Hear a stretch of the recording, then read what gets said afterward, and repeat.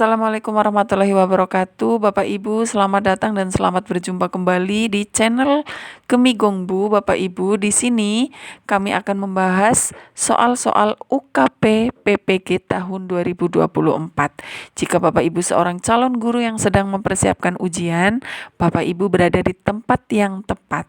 Kami akan mengupas soal-soal UKP PPG terbaru dan memberikan pembahasan mendalam untuk membantu Bapak Ibu memahami materi dengan baik. Jangan lewatkan tips dan trik yang akan meningkatkan peluang Bapak Ibu untuk berhasil menghadapi UKP PPG. Baik Bapak Ibu, dengan 10 soal kita ada jawaban dan pembahasan. Kita simak bersama-sama Bapak Ibu. Kita mulai pembahasan soal yang pertama ya Bapak Ibu. Penggunaan potongan sapu lidi, kelereng, globe, gambar-gambar yang menyangkut pembelajaran IPA serta IPS sebagai media adalah sesuai dengan tahapan perkembangan berpikir anak yang dikenal dengan. Kita mempunyai 4 pilihan jawaban ya Bapak Ibu. Yang pertama, anak memahami bilangan dan angka tetapi masih terkait dengan objek bersifat konkret atau operasional konkret. Di sini menggunakan potongan sapu lidi, kelereng, globe, gambar-gambar, berarti nyata ya Bapak Ibu, ada fisiknya. Kemudian yang kedua, pengamatan dan penginderaan yang sensitif, pengamatan dan penginderaan yang intensif terhadap lingkungannya. Ini sensorimotorik ya, sensomotor. Nah, ini pengamatan dan penginderaan yang intensif terhadap lingkungannya ini tidak mengamati ya Bapak Ibu, karena di sini sudah ada potongan sapu lidi, kelereng, globe dan digunakan sebagai media ya. Kemudian yang ketiga atau C, dominasi pengamatan bersifat egosentris. Yang mana egosentris di sini adalah Bapak Ibu, kita ketahui bersama bahwa adalah suatu keadaan di mana seseorang cenderung melihat dunia dari sudut pandangnya sendiri atau mementingkan diri sendiri.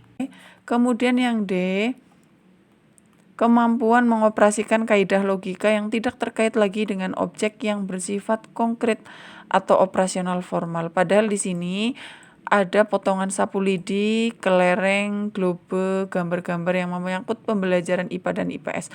Berarti di sini ada bendanya atau bersifat konkret. Jadi jawaban yang paling tepat di sini adalah anak memahami bilangan dan angka tetapi masih terkait dengan objek bersifat konkret atau operasional konkret. Begitu ya Bapak Ibu, kita lanjut ke nomor 2. Untuk soal nomor 2 ya Bapak Ibu, seorang peserta didik selalu ingin mendominasi. Nah, di sini kita beri tanda untuk kata kuncinya, ingin mendominasi dalam suatu kelompok belajar. Ia tidak dapat memberi kesempatan kepada anggota lain untuk mengemukakan. Dia tidak memberi kesempatan kepada anggota lain untuk memberi. Nah, jika teman lain yang memiliki dan mengendalikan jalannya diskusi, ia memisahkan diri dan cenderung belajar sendiri, Bapak Ibu. Peserta didik tersebut mengalami permasalahan dalam perkembangan yang mana ada sosial emosional, kognitif, moral, spiritual. Perkembangan sosial emosional itu berhubungan dengan membangun hubungan dengan orang lain. Kemudian untuk kognitif itu hubungannya dengan pengetahuan Bapak Ibu. Pengetahuan.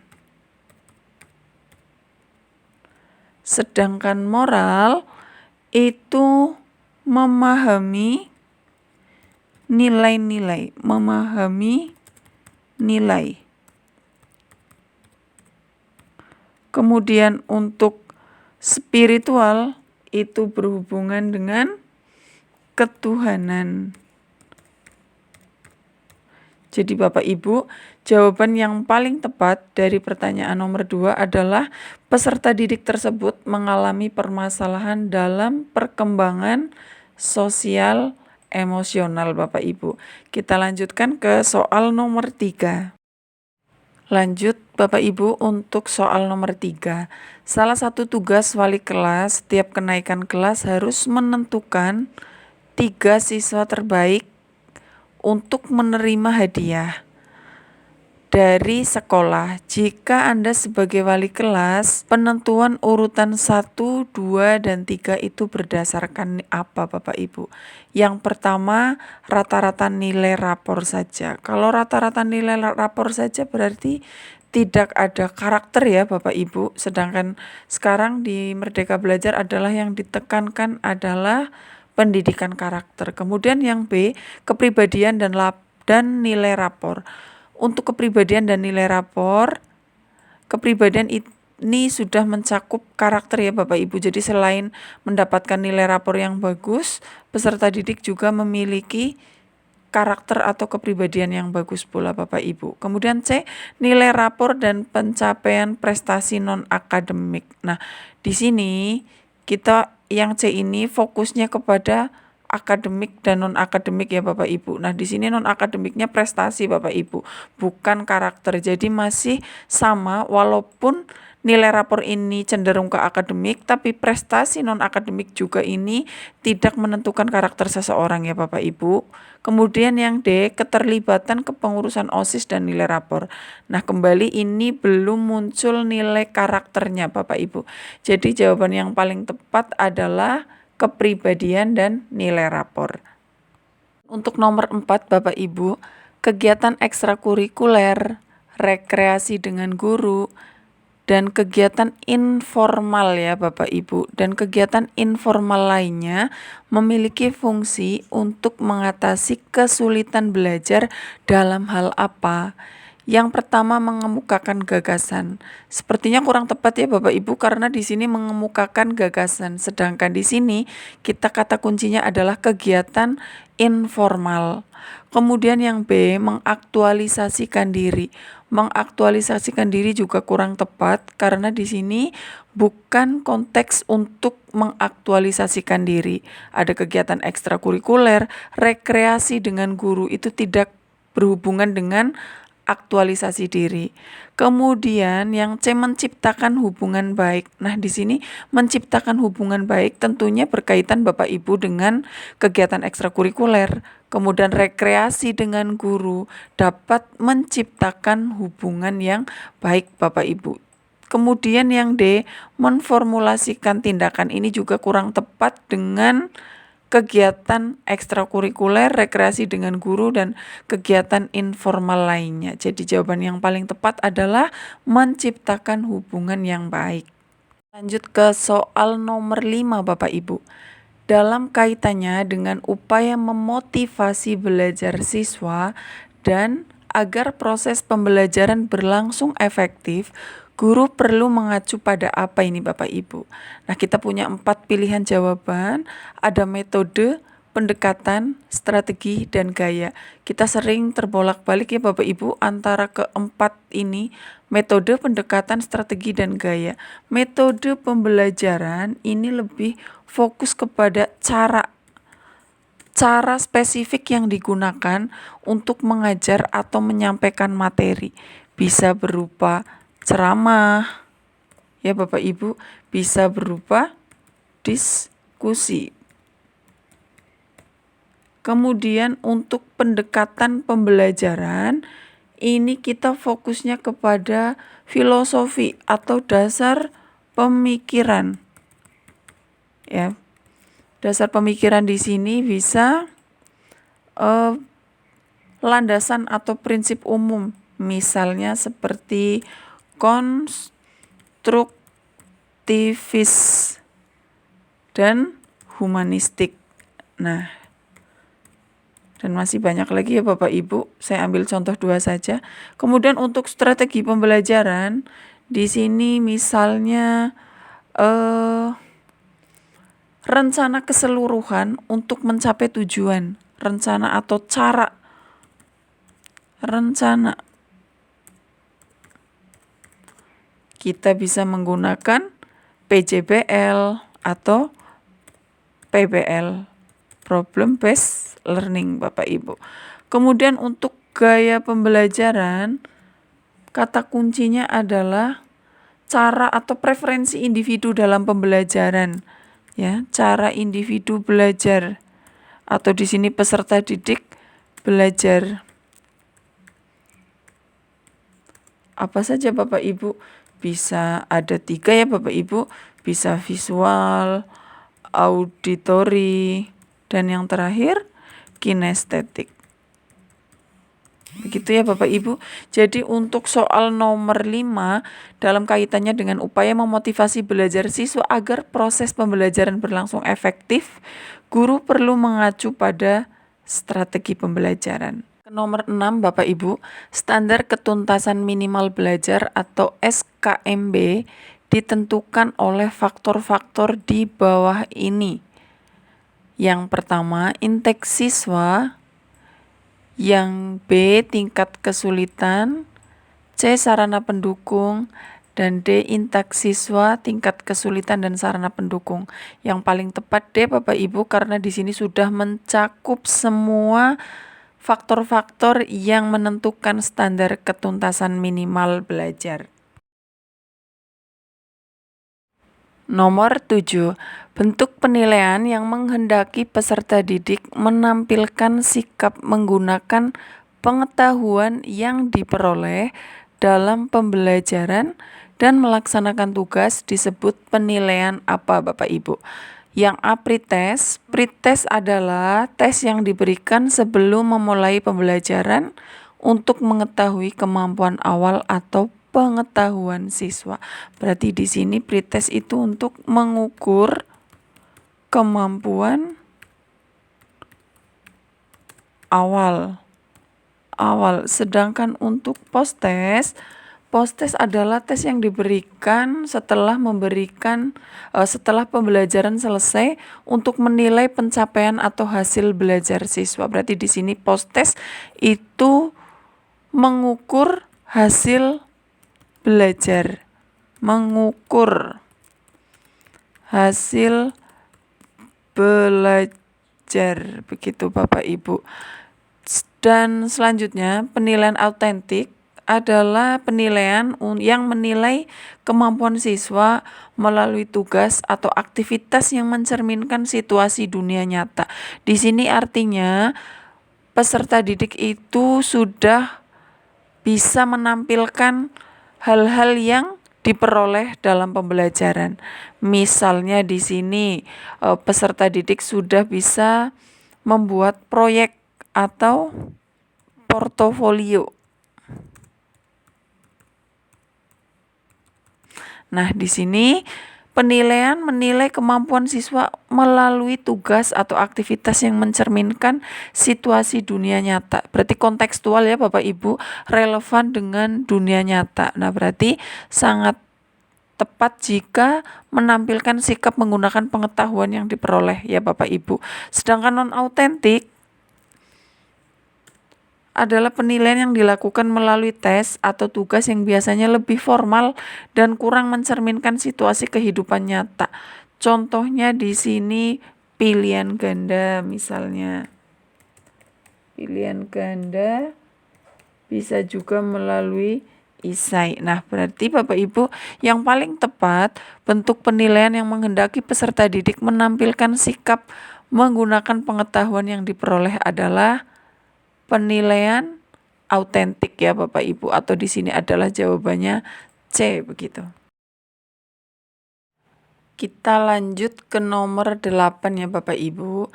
Dalam kompetensi pedagogik, guru menguasai teori belajar dan prinsip-prinsip pembelajaran yang mendidik. Dalam prinsip pembelajaran yang mendidik, guru harus bagaimana ini Bapak Ibu? Yang A, melaksanakan proses pembelajaran sesuai jadwal. Jika hanya sesuai jadwal ini kurang tepat ya Bapak Ibu. Kemudian B, menerapkan berbagai pendekatan, strategi, metode, dan teknik pembelajaran yang mendidik secara kreatif dalam mata pembelajaran yang diampu. Ini lebih fokus ya Bapak Ibu. Kemudian yang C, menggunakan strategi pembelajaran. Tidak menggunakan berbagai pendekatan, hanya fokus ke strategi pembelajaran saja Bapak Ibu. Kemudian Yang D hanya menggunakan teknik pembelajaran. Di sini hanya menggunakan teknik pembelajaran Bapak Ibu. Berarti yang paling tepat adalah menerapkan berbagai pendekatan strategi, metode, dan teknik. Jadi tidak hanya pendekatan saja, tapi strategi, metode, dan juga teknik pembelajaran. Yang kita sudah bahas tadi ya Bapak Ibu, perbedaan antara pendekatan, strategi, metode, dan teknik pembelajaran. Jadi jawaban yang paling tepat adalah yang B ya Bapak Ibu. Kita lanjut ke nomor 9 Bapak Ibu. Beberapa siswa memiliki kecenderungan belajar berupa pengerjaan soal atau tugas dengan cepat, tetapi hasilnya banyak kesalahan. Gaya belajar para siswa tersebut adalah ada 4 pilihan jawaban Bapak Ibu. Yang pertama adalah impulsif, reflektif, gaya berpikir terikat, gaya berpikir bebas. Di sini impulsif yang dimaksud adalah memproses informasi dengan cepat dan cenderung membuat keputusan tanpa banyak pertimbangan. Berarti di sini kita ambil kesimpulan cepat dan spontan ya Bapak Ibu. Kemudian untuk gaya belajar yang reflektif, peserta didik itu biasanya memproses informasi dengan cermat, memikirkan berbagai kemungkinan dan mempertimbangkan keputusan sebelum bertindak. Berarti di sini kata kuncinya adalah pikir panjang dan hati-hati. Kemudian yang selanjutnya adalah gaya berpikir terikat. Gaya berpikir terikat itu berpikir berdasarkan aturan atau pola yang sudah ada, kurang fleksibel dan lebih mengikuti prosedur tetap. Berarti di sini mengikuti aturan atau prosedur ya Bapak Ibu. Kemudian yang selanjutnya adalah gaya berpikir bebas. Itu berpikir kreatif dan fleksibel Bapak Ibu, terbuka untuk berbagai ide dan pendekatan tanpa terikat pada aturan atau pola yang sudah ada. Di sini menciptakan peserta didik yang kreatif dan fleksibel Bapak Ibu. Jadi berdasarkan kasus di atas, jika peserta didik mengerjakan soal atau tugas dengan cepat tetapi hasilnya banyak kesalahan, ini gaya belajar mereka adalah impulsif atau spontan ya Bapak Ibu. Kita lanjut ke nomor 10. Seorang anak dapat menggunakan kata secara efektif, baik lisan atau pendongeng, orator, penerjemah, dan sebagainya, maupun tertulis atau tulisan, misalnya sastrawan, penulis skenario, drama, film, fonologi atau bunyi bahasa, semantik atau makna bahasa, dimensi pragmatik atau penggunaan praktis bahasa. Menurut Howard Gardner, anak tersebut mempunyai kecerdasan yang bagaimana Bapak Ibu? Ada 4 pilihan jawaban. Yang pertama kecerdasan bahasa atau linguistik, kecerdasan logika matematika, kecerdasan ruang, dan yang terakhir kecerdasan gerak tubuh. Kita bahas satu persatu ya Bapak Ibu. Untuk yang pertama, kecerdasan bahasa itu kemampuan untuk menggunakan dan memahami bahasa dengan baik, termasuk berbicara, membaca, maupun menulis ya Bapak Ibu. Nah, kata kuncinya di sini adalah bahasa dan komunikasi. Kemudian kecerdasan logika matematika di sini adalah kemampuan untuk berpikir logis Bapak Ibu, memecahkan masalah dan memahami konsep matematika. Jadi kata kuncinya adalah logika dan angka.